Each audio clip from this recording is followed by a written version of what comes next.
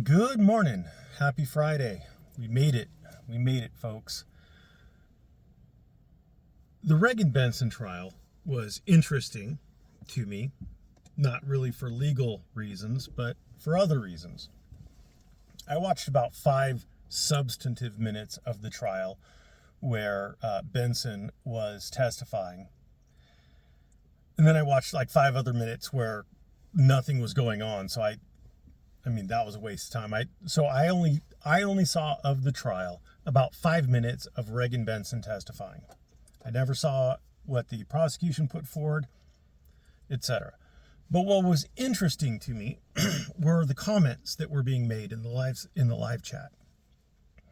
Essentially, what Reagan Benson supporters were saying is that the system is stacked against people who want freedom of speech, and that she did nothing wrong, and that the prosecution and the judge, and even some were saying her own attorney, were biased against her, and she'll never get a fair shake, and blah, blah, blah. And then a jury of her peers convicted her. A jury of her peers found her to be guilty. So it wasn't the judge who found her guilty. It wasn't the prosecutor who found her guilty. It wasn't her defense attorney who found her guilty. It was a jury of her peers. And why am I bringing this up? Obviously, the Benson trial happened several weeks ago, maybe a month ago now. I'm not really sure. Time flies when you're having fun. But I'm bringing it up now because these people don't have any predictive power. They don't have any context for what they're saying. They don't understand the prosecution's point of view. The prosecution is obviously biased against her, but why is the prosecution biased against her? The prosecution is biased against her because in their understanding of the facts and the law, they believe, in this case apparently correctly, that they could prove beyond a reasonable doubt that she violated some criminal statute, that she committed a crime. So that is the basis for them being biased against her. When I'm using the word bias in this case, I'm using the bias not based on whether or not they like her or dislike her. This is my understanding of the facts. This is my understanding of the law.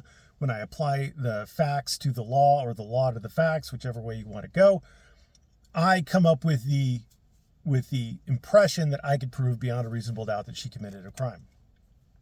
The judge may or may not have been biased against her, but any bias he would have, because she had an opportunity to challenge him if he was actually biased against her, if there was actually some indication of actual bias against her, and apparently he was not, or if he was challenged, it was denied, his bias against her would be based on what was presented to him in the course of the proceedings. In my experience, most often the judge for the matters leading up to trial is not the judge that actually conducts the trial. In some cases it is, but generally speaking it isn't. So in most cases, in my experience as a first-year family law attorney, the trial judge, their first meeting of the parties, their first initiation into the factual arguments and the legal arguments is the trial. And so any bias that the judge develops is based on what the judge sees during the trial, which is why I know a lot of my viewers don't like it.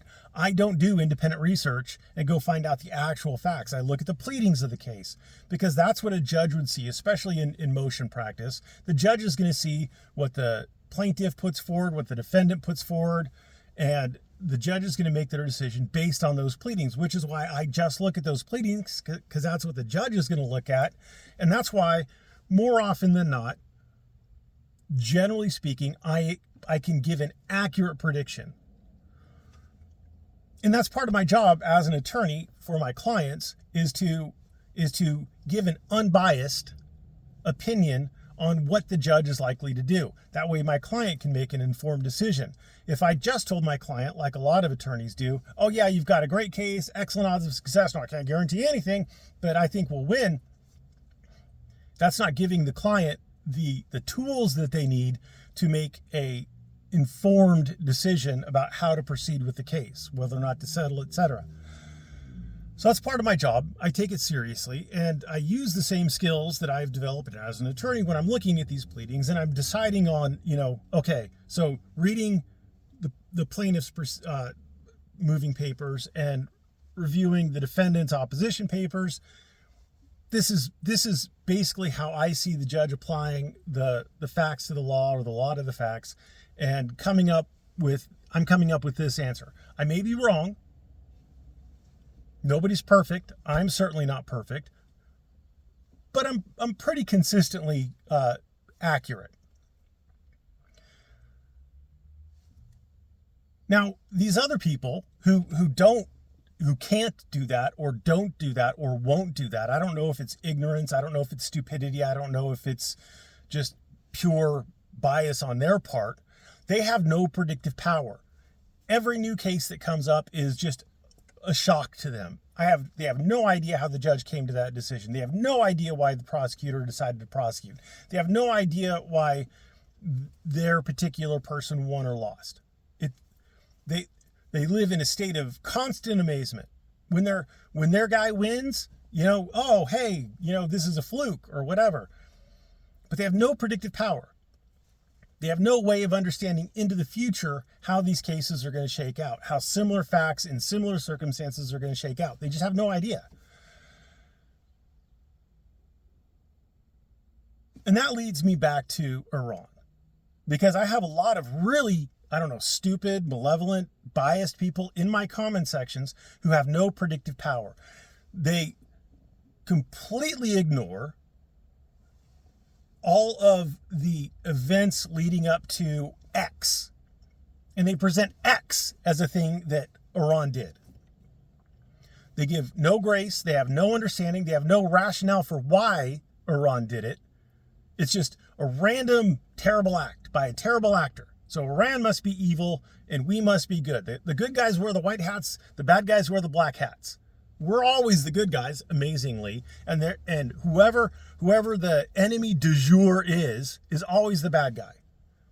And they'll do special pleading. When we fund Ukraine, and when Ukraine commits a war crime like shelling a nuclear power plant, what's that one in?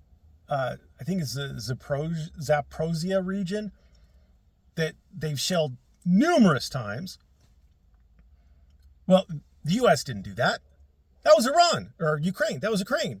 We didn't commit a war crime. But if an actor that Iran is funding commits some heinous act that we disagree with and find aberrant, then all of a sudden Iran is responsible for it.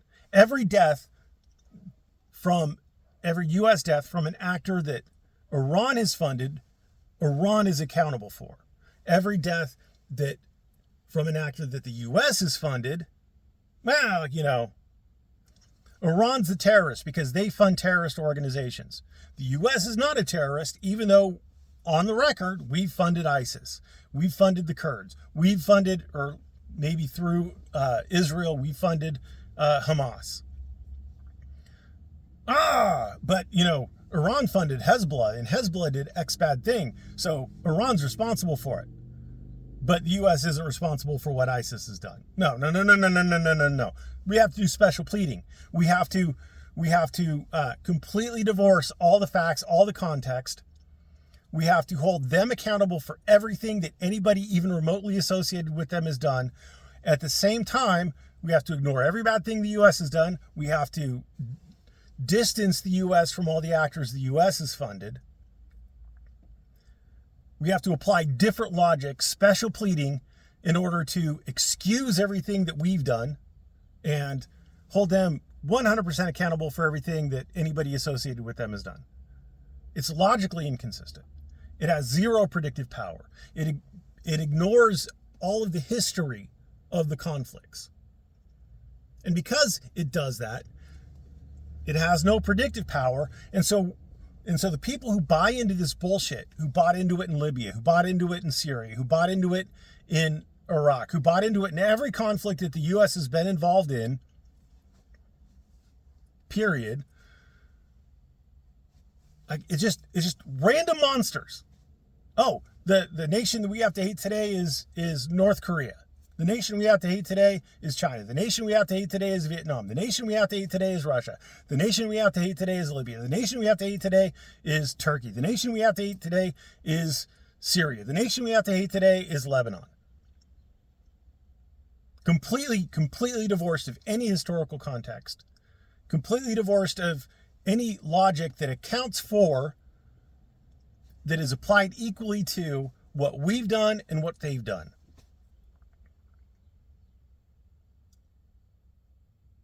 I'm reminded again of the old Russian saying, which I have adapted, that, Israel will always tell you what happened to them, but never tell you why. Neocons will always tell you what happened to the U.S., but never tell you why. Zionists will always tell you what happened to Israel, but never tell you why. A crackhead on the street will always tell you all the bad things that happened to them, but never tell you why. Never trust somebody who will only tell you what happened to them and never tell you why. Because this world is a giant gray mess of people who are partially right and partially wrong. 90%,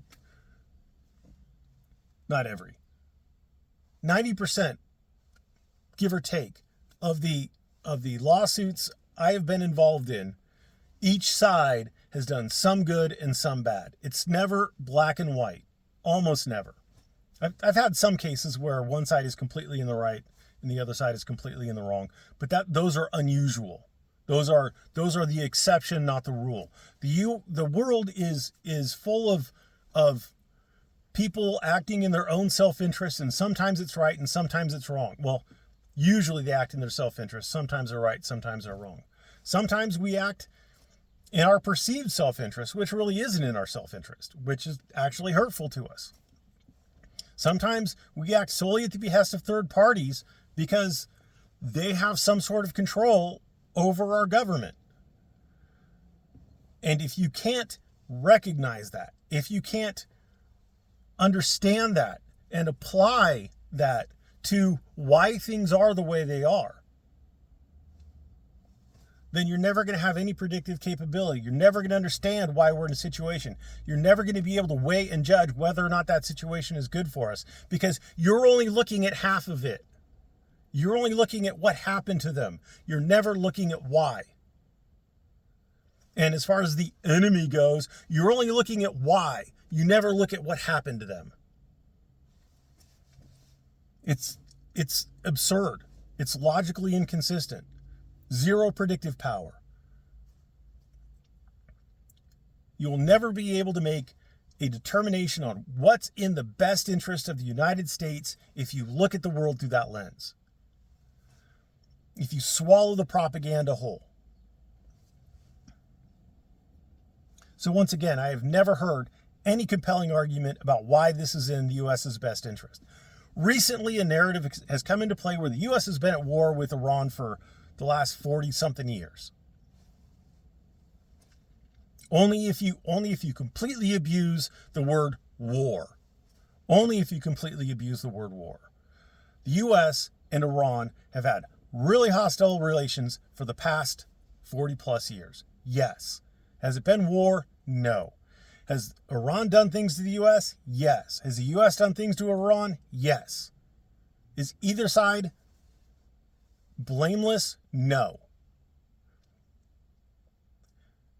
But if you can't put yourself in Iran's shoes, or won't put yourself in Iran's shoes, you'll never understand the situation. You will never be able to see how to achieve a resolution. It's another thing I have to do as an attorney. I have to look at what's in front of me. I have to look at our position. I have to look at their position. I have to try to come up with something that's mutually agreeable to both sides in order to get the case settled. I have to explain to my client what their position is, which means I have to understand it.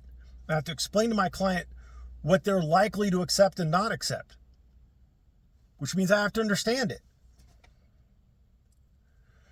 There's a reason why a lot of lawyers go into politics. It's not the same tune, but it rhymes. You can approximate a lot of the process in politics with a lot of the process in law. So, anyway, I am hopeful, speaking of Iran, I am hopeful that we can come to some sort of resolution. I'm very hopeful.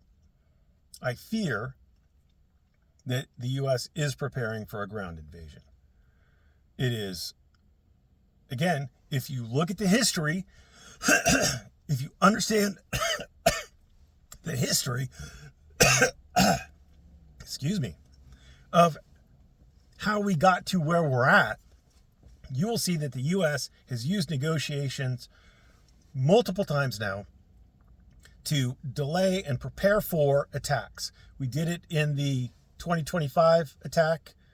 We did it in the February of 2026 attack. I think it was February.